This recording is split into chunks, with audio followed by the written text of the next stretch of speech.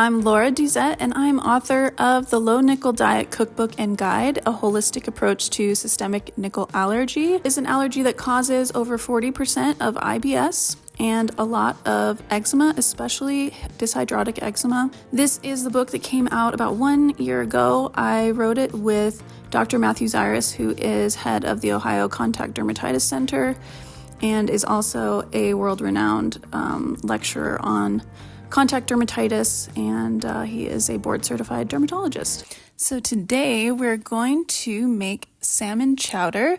This is a great time of year to make any kind of soup, but any seafood really works in this chowder. But I usually have some salmon left over from a pack of frozen salmon that I get from Butcher Box.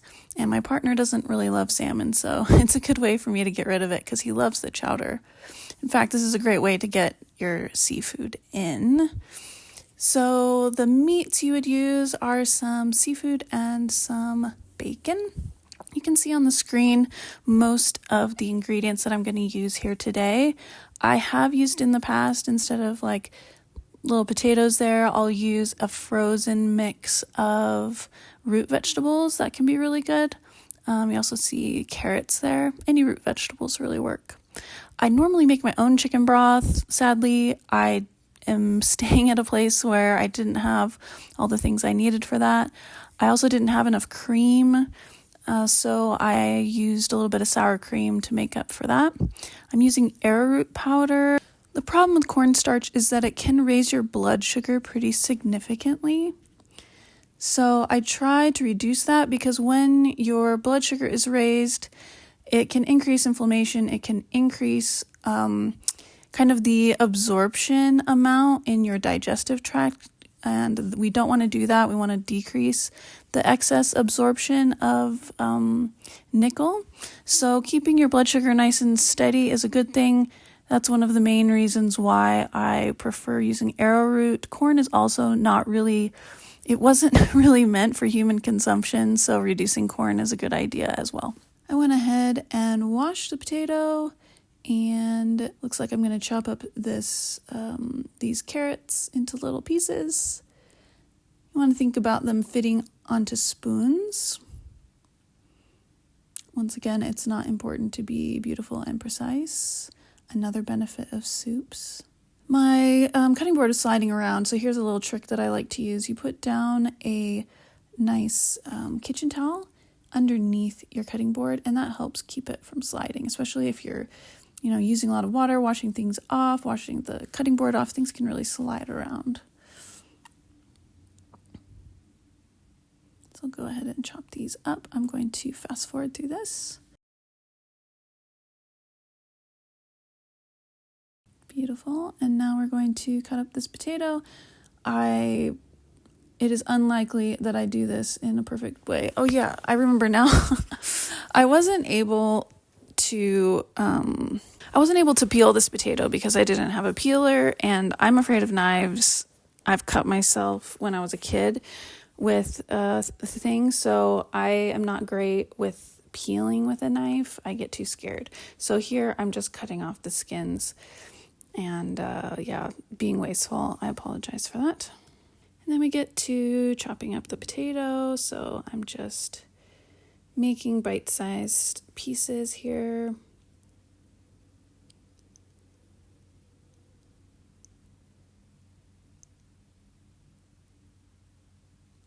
Imperfection is the name of the game.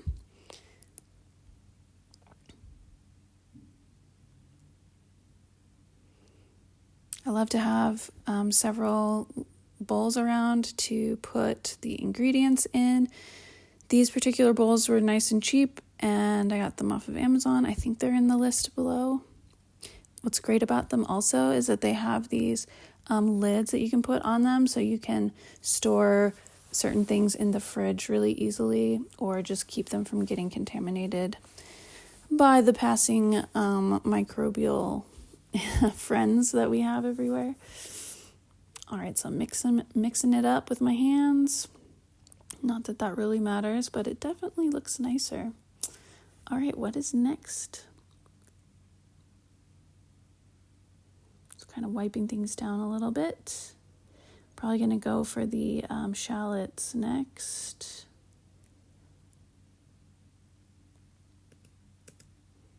Oh, we're going to do garlic. Okay. Now, if I remember correctly, this garlic was starting to grow some green inside of it. And the thing about that is if you leave that little green in there, it could give you a little tummy ache. So it's best if you remove the green. I think I did for the most part. Just popping some of these cloves off. I always go for more garlic than the recipe calls for, because to me it's hard to do too much garlic. I think, let's see, my recipe calls for 2 to 4 cloves of garlic. And I'll be showing you my little garlic trick. So I'll just cut off like the little ends there. And then just pop it with the knife, and usually the skins just come right off. It's really nice. So we'll fast forward through that so you don't have to watch the whole thing.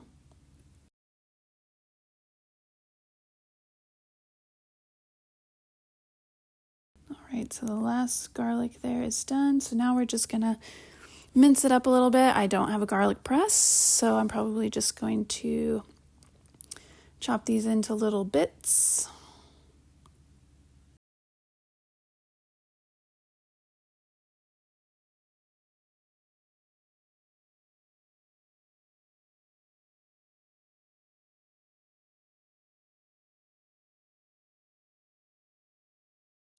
Now we go in for the shallots. Once again, I just chop off the ends. This usually makes it a little bit easier to get the outside off.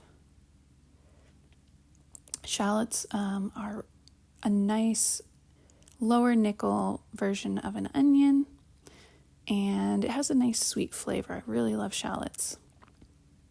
Another way I like to get rid of the outside is I will cut it almost all the way through and then kind of peel off the outside like that.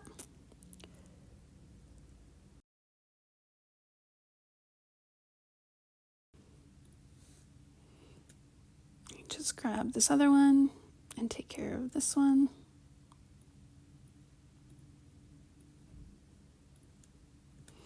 All right, and then we're just going to start slicing. I don't really care how you do it. Just remember that you want things to fit in a spoon.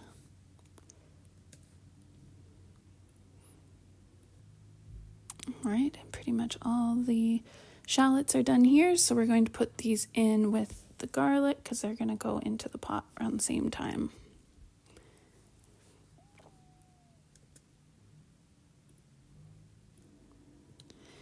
Now I'm just going to chop up the bacon. I've got like 1, 2, 3. Let's see, what does the recipe call for?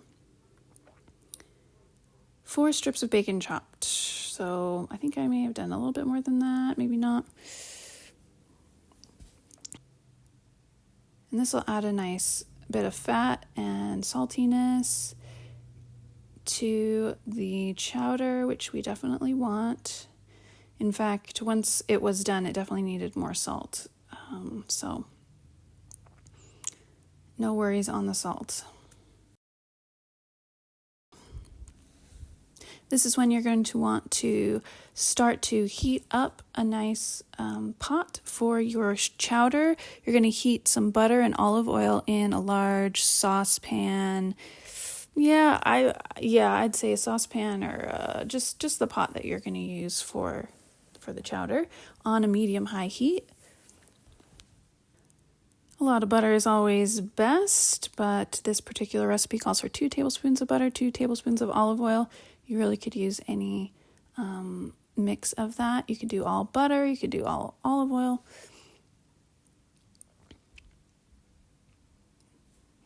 I always lean towards the butter in this case. It's just got, I think, a better mix of different types of fats that you want, especially if it's a good high quality butter. As you can see, this is a Kerrygold, so it's a nice orangey yellow, which means that the cows were eating good grass and bugs. And we're going to put in the bacon.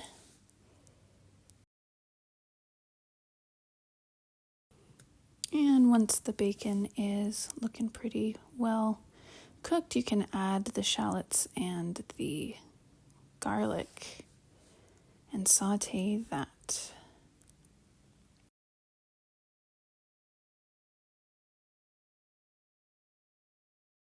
In a small bowl, while that's sauteing, mix the arrowroot powder with water. So you're going to use about 2 tablespoons of water and just mix that until you get a good paste. Then you add that to the pot and whisk it in for about 2 minutes. And I believe this was about the time that my partner walked in and distracted me. And so I didn't get it to a nice paste, I think, before I put it in. We'll see. Yeah, it wasn't a paste, but it definitely became paste really fast. You can see everything is congealing together.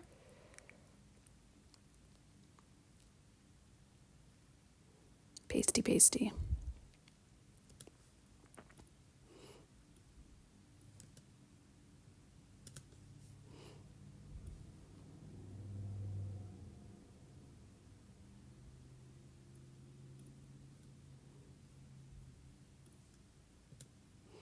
Okay, and then next we're going to put in the broth. And if you're lucky, you have homemade broth, but I was not lucky. So I got the broth that was not reduced sodium. That's stupid. I also didn't get the broth that was reduced fat. That is also stupid. Try to get broth that is as close to homemade normal broth as possible. And it's about 2 cups there. And then we add the 3rd cup. And then you're also going to add in the vegetables, and you want to bring it to a light boil.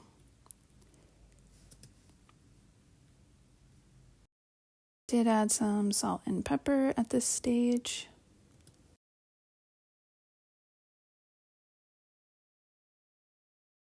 Okay. And once it's at a boil, you want to reduce the heat and add the salmon and allow it to simmer for about 15 minutes or cooked through. The salmon actually cooks quite quickly, and you could even wait longer to add the salmon at the end, to be honest. And then once it's been about 15 minutes, then you can add your heavy cream. As I said, I didn't have quite enough of the cream or the half and half, which is 2 cups. So I used all the heavy cream that I had, as well as this sour cream, and it was delicious.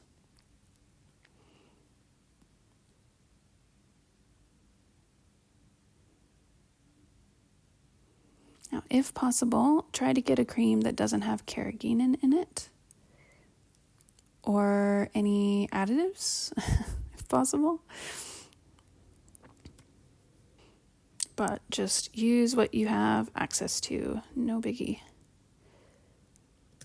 Then you just want to combine all of that and let it simmer for about 3 to 5 minutes. Add salt and pepper to taste. And you will have a delicious seafood chowder. And believe me, people will be going back for seconds. Now you can cook down the if it's not thick enough for you. Otherwise, I hope that you really enjoy this chowder, and if you come up with some good tweaks to make it even better, leave it in the comments below. I'm definitely not a chef. These are just recipes that I created to be low nickel so people could have an easier time eating a low nickel diet. Definitely say hey in the comments. Otherwise, I'll see you next time. Bye.